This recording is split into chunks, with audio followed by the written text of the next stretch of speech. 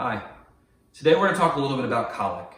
Colic is something that we get lots of questions about, and lots of parents have heard about colic but don't exactly know what it is. So I wanted to give you some basic information about what colic is and isn't, and some things that you might be able to try at home to help with your fussy baby.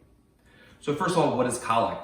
And there's a pretty strict definition. So it's crying for 3 hours per day, 3 nights per week or more, and in the later third of the day, so typically the evening time.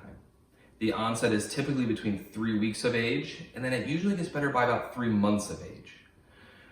Now, that's the specific definition, but I find a lot of parents come into our office between that 3-week and 3-month period with just some fussiness. So I really consider colic more that time period where there's just something that's unsettling in your child that is making them fussy and harder to console.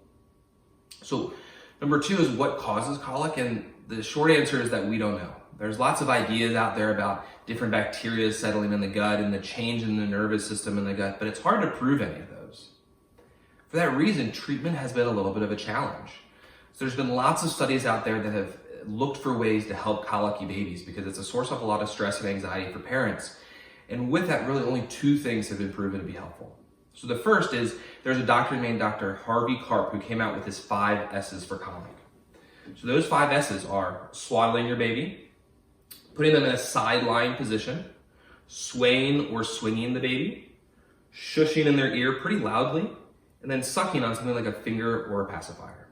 So if your baby's fussy, try those things first. The second thing that's been proven effective is a probiotic, and specifically one called Lactobacillus reuteri. So this really feeds into the idea that there's something going on in the gut of these babies that's making them fussy. So if you have questions or want to try a probiotic, reach out to the office and we can walk you through that. The next thing I want you to know about colic is that it's okay to feel frustrated with a crying baby. Frankly, it would be a little odd if you didn't feel frustrated. But our primary concern is for the safety of the baby. And if you are feeling so frustrated that you worry you might hurt the baby, it's okay to leave them in the crib for a while in a safe place or with another trusted adult so that you can kind of step away and catch your breath. So just make sure you're taking care of yourself and your baby in that way. Then finally, there are some things out there that look and sound a lot like colic, but maybe have more of a medical basis. So specifically, certain food allergies can present with fussiness. They usually also come along with things like bloody stools or rashes or other symptoms that aren't there with colic. So if you've tried these strategies and nothing's working, reach out to us so we can talk about some of those other things that we might be able to try. Well, I hope you learned a little bit something about colic, and if you have any questions, reach out to the office, and we'll talk to you soon.